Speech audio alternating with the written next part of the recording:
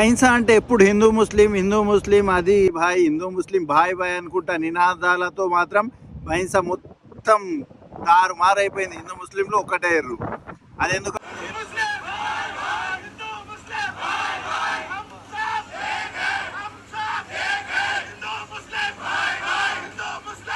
భైంసా అంటే ఎప్పుడు BJP MIM Hindu ముస్లిం ముచ్చట్లే విన్నాం.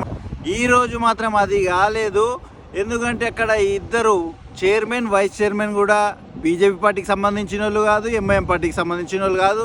కాకపోతే వాళ్ళు పార్టీలకు సంబంధించిన రెబల్సే, వాళ్ళకు టికెట్లు రాకపోవడం వల్ల ఇండిపెండెంట్గా పోటీ చేసి సో బీజేపీకి సంబంధించిన రెబల్ అభ్యర్థి ఈరోజు చైర్మన్ అవ్వడం జరిగింది. ఎంఐఎంకి సంబంధించిన రెబల్ అభ్యర్థి వైస్ చైర్మన్ అవ్వడం జరిగింది.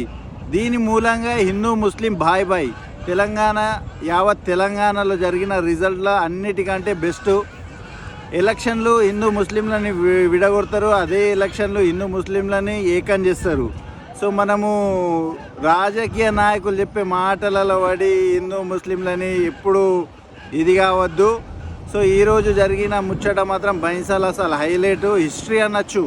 యావత్ తెలంగాణలో జరిగిన అన్నిటికంటే బెస్ట్ హిస్టరీ, అన్నిటికంటే బెస్ట్ చూజింగ్ ఇండిపెండెన్స్ ఇద్దరు కూడా అసలు హైలైట్.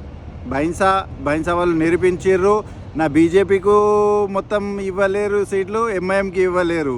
వాళ్ళు మొత్తం ఏకంగా ఇండిపెండెంట్లకే పట్టం కట్టిర్రు. ఈసారి అయితే అసలు మంచి రిజల్ట్ ఇచ్చిర్రు. ప్రజలు అనుకుంటే ఏదైనా సాధ్యమే.